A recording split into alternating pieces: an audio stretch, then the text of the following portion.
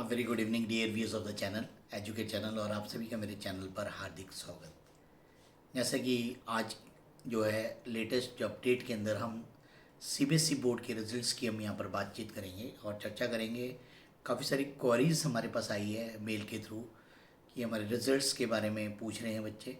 और आज का जो लेटेस्ट ट्रेंड है सीबीएसई के एग्ज़ाम्स जो है, आज हिस्ट्री का पेपर था, लगभग +2 का पेपर आज लास्ट ख़त्म हो गया है और अब बच्चे रिजल्ट्स की वेट कर रहे हैं। तो सबसे पहले हम चर्चे में लेंगे कि रिज़ल्ट की एक्सपेक्टेड डेट जो साइट पे हम अगर हम देखें, साइट के अंदर जो हम आप स्क्रीन के ऊपर देख पा रहे हैं पीछे की सीबीएसई की जो साइट है उसके अंदर जो हमारे रिज़ल्ट्स की डेट्स हमारे पास शो हो रही है वो 15 और 20 मई के आसपास शो हो रही है। और जैसे कि आप जानते हैं कि जो 10th क्लास का जो रिज़ल्ट है वो पहले आ जाता है, उसके बाद हमारा +2 का रिज़ल्ट आता है। तो अब हमारे पास कुछ विशेष तौर पर कुछ बच्चों ने हमारे को मैसेजेस किए हुए हैं और कुछ बच्चे हमारे ईमेल पे हमारे संपर्क है, कुछ हमारे जो कॉलर्स लगे हुए हैं तो उनके इनके पास ये क्वेरीज आई हैं तो उनके आंसर्स मैं अब इस वीडियो में देने वाला हूँ। तो ये सभी तमाम बच्चों के लिए भी रहेगा जो बच्चे हमारे सीबीएसई के हैं।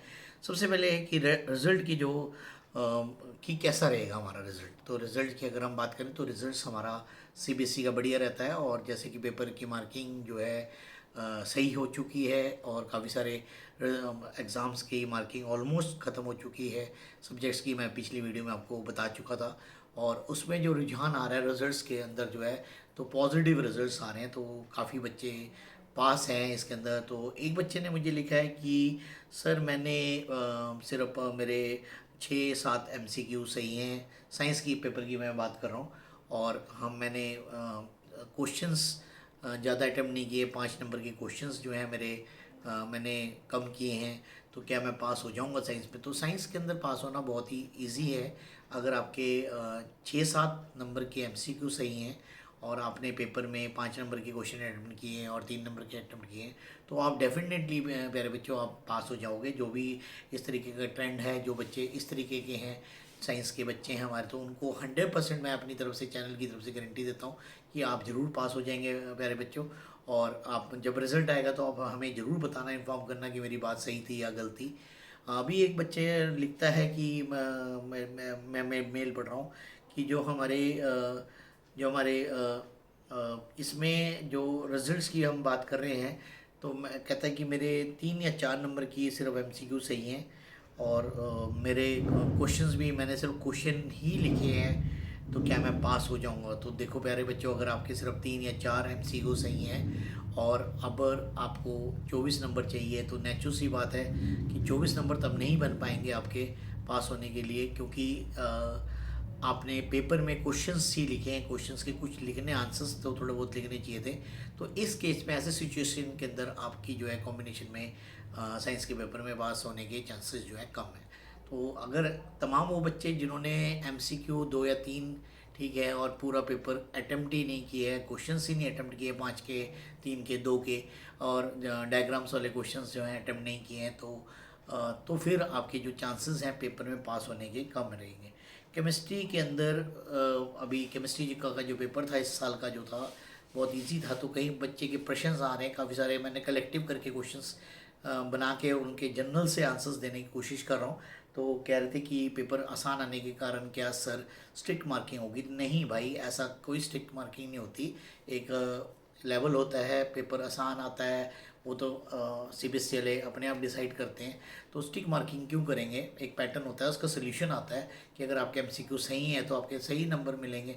तो ऐसा कुछ नहीं है, स्टिक मार्किंग बिल्कुल नहीं होगी। हाँ, अगर पेपर इजी आता है तो उसके अंदर अगर कोई कटिंग या कोई रॉन्ग क्वेश्चंस नहीं है तो आपको ग्रेस मार्क्स वगैरह नहीं मिलते, तो उसको हम स्टिक मार्किंग नहीं कहेंगे। तो आपने अगर पेपर अटैम्प्ट किए है तो आपके नंबर बढ़िया आएंगे और अच्छे नंबरों से आप अच्छे पास हो जाओगे। तो इसलिए आपने ये बात नहीं सोचनी कि स्टिक मार्किंग होगी या नहीं होगी। और अभी जैसे हाल ही में हमारा बायोलॉजी का पेपर हुआ है तो बायोलॉजी के पेपर के बाद भी बच्चों ने जनरली एवरेज क्वेश्चंस आए हैं कि सर ये भी पेपर हमारा आसान था, तो क्या इसकी भी स्टिक मार्किंग होगी या कैसा होगी, कैसे आएंगे हमारे नंबर? तो बिल्कुल वही उत्तर है इसका भी जो केमिस्ट्री में मैंने अभी आपको बताया कि भाई जैसे जैसे पेपर आपके क्वेश्चन आए हैं उसका सोल्यूशन आएगा बोर्ड की तरफ से। तो अगर आपके एमसीक्यू सही अटेम्प्ट हुए हैं तो आपका आंसर चाहे वो मुश्किल था या आसान था, तो आपके तो अगर सही है तो सही नंबर मिलेंगे। तो उसमें स्टिक मार्किंग कैसे हो जाएगी? तो आपने अगर 3 नंबर के क्वेश्चन में उतने वर्ड्स लिखे हैं, सारा अटेम्प्ट किया है, एक एक नंबर के पार्ट्स अटेम्प्ट किए, तो आपके नंबर कटने के बिल्कुल भी चांसेस नहीं है। तो आप बिल्कुल भी ना घबराएं।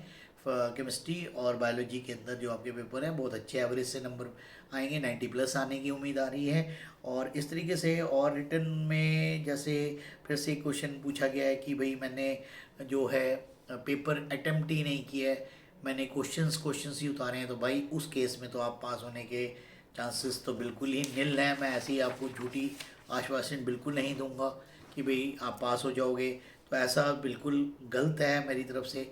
और वो तमाम बच्चे, चाहे वो मैथमेटिक्स है, चाहे एसएसटी का पेपर है, चाहे वो हमारे साइंस के पेपर है, अगर एमसीक्यू आपके 10 से 12 के ठीक है एवरेज में, तो आप उस सब्जेक्ट में निश्चित रूप से पास हैं।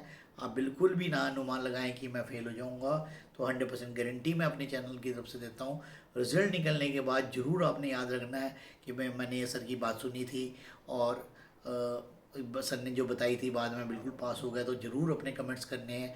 और आप देख रहे हैं, मैं बीच में आपको इंट्रोडक्शन दे देता हूँ, मैं एजुकेट चैनल देख रहे हैं आप, एजुकेट पॉम चैनल, और मैं चंद्र प्रकाश ट्यूटर केमिस्ट्री हूँ और केमिस्ट्री पढ़ाता हूँ, और साइंस की भी मैं सब्जेक्ट क्लासेस लेता हूँ। तो ये आपके लिए, बच्चों के लिए चैनल बनाया है। जो भी रोज़मर्रा की जो जितनी भी है एडमिशन का प्रोसेस है, वो सारी बातें हम इस चैनल के माध्यम से आप लोगों के साथ करते हैं।